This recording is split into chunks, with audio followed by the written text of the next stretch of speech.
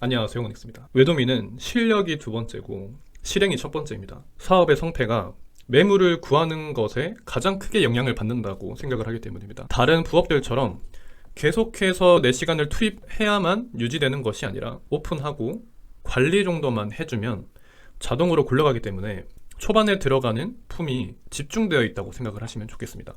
온라인 강의 완강률이 얼마인지 아시나요? 그러니까 실행을 하는 것도 제외를 하고 강의 자체를 끝까지 듣는 사람이 7%라고 합니다. 온라인 강의가 몇십만 원 수준으로 큰 돈이 아니다 보니까 수강만 하고 전혀 듣지 않는 사람도 의외로 많다고 해요. 그만큼 꾸준히 무언가에 관심을 갖는 것은 그 자체로 경쟁력입니다. 꾸준히 움직이기만 해도 확률이 기하급수적으로 올라갑니다. 어떻게 알 수 있냐면 여태 지나온 기수가 두 달 안에 30-40%가 계약을 하고 있어요. 일주일에 한 번 이상 임장 가실 수 있도록 팀을 만들어 드리고 매일 과제를 통해서 꾸준히 관심을 갖게 하고 4주간 임장에 익숙해진 경험으로 심리적인 허들이 없어지기 때문입니다. 이게 익숙해지다 보니까 계속해서 임장을 시도했던 분들은 결국 오픈을 하게 되시는 거죠. 처음에는 매물도 없잖아요. 근데도 세금이나 민원 걱정, 청소 걱정을 하시는 분들이 계세요. 이런 딥한 것들은 일단 신경 쓰지 마시고 임장부터 꾸준히 다니시기를 추천을 드립니다. 외도민을 하고 싶은데 돈이 없어서 대출을 받아서 할 수 있냐, 시드를 얼마나 모아서 와야 되냐라고 물어보시는 경우가 있어요. 저도 처음에 담보대출을 제외하고 신용대출만 9천만 원으로 시작을 했어요. 그러니까 외도민을 위해서 대출을 받은 게 아니라 가지고 있는 빚만 9천만 원이었던 거죠. 담보대출을 제외하고요.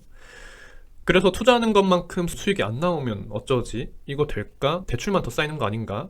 생각을 했습니다.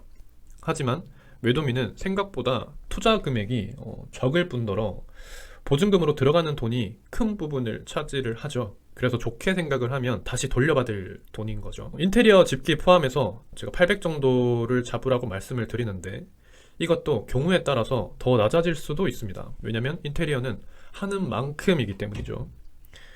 그래서 인테리어를 가성비 있게 하는 방법에 대해서도 제가 경험적으로 취득한 것들을 강의에서 팁으로 또 말씀을 드리고 있습니다. 보증금도 집주인과 어떻게 얼만큼 협의하느냐에 따라서 낮출 수도 있겠죠. 보증금을 낮추고 월세를 좀 높이는 방법으로도 투자금을 줄일 수 있는 방법입니다. 최소 500부터 시작을 할 수 있다고 생각을 하고 있어요. 그래서 보증금이랑 인테리어를 합하면 최소 금액이 1,000만 원은 있어야 시작할 수 있다고 말씀드리고 있어요. 그래서 내가 1,000만 원을 어떻게 모으냐, 알바로 모아서 외도민을 시작을 하겠다라고 생각을 한다면 저는 에어비앤비 청소를 추천을 드립니다. 에어비앤비를 사업으로 하시는 분들은 최종 목표가 자동화인 경우가 많아요. 왜냐하면 전업으로 하시는 분들도 많지만 부업이나 투잡이나 N잡으로 접근하시기 좋은 모델이기 때문입니다. N잡으로 접근을 할 때 내 품이 최대한 적게 들어가야지 자동화가 가능하고 에어비앤비를 여러 개 하시는 분들이 많기 때문에 혼자서 이 일들을 다 쳐내기가 버거운 경우가 많습니다. 평일 주말 쉬지 못하고 청소를 할 때면 더욱 청소 실장님이 간절해지죠.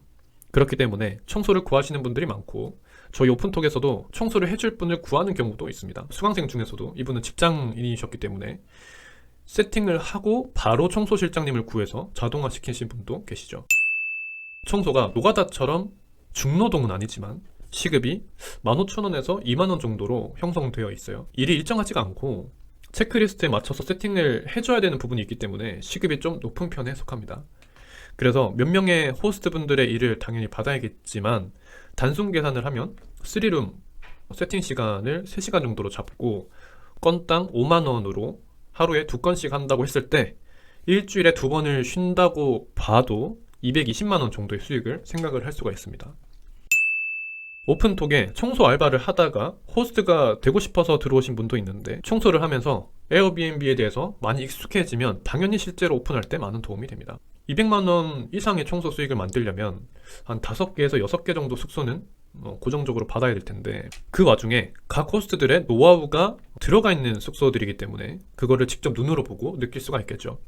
그리고 계속 그 안에서 있으면 에어비앤비의 환경이 되겠죠. 그러면 내가 호스트를 하고 싶다라는 생각을 계속해서 가질 수 있는 원동력으로도 사용할 수가 있습니다.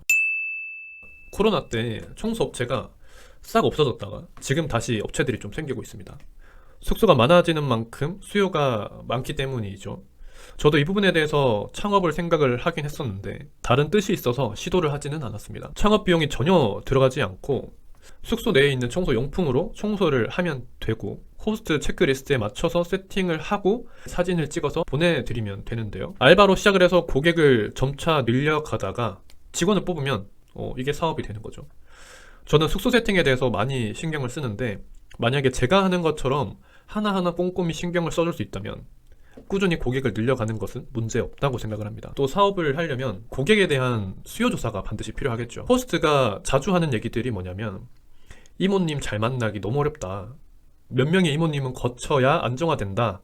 뭐 이런 얘기를 많이 합니다. 심지어 이모님 잘 만나는 게 복이다라는 말도 해요. 그러니까 이런 고충들을 잘 체크를 한다면 꾸준히 일을 가지고 올 수가 있겠죠.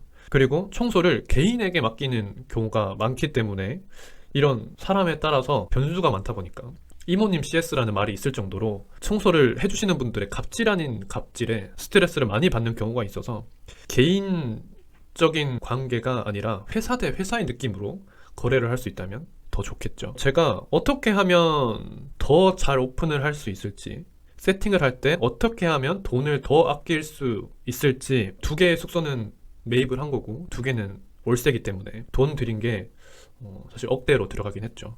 그리고 4개의 숙소에 대해서 세팅비만 해도 7, 8천만 원씩 지출을 했어요. 이렇게 돈을 투입을 하면서 겪은 시행착오를 토대로 노하우들을 전부 방출하고 있습니다.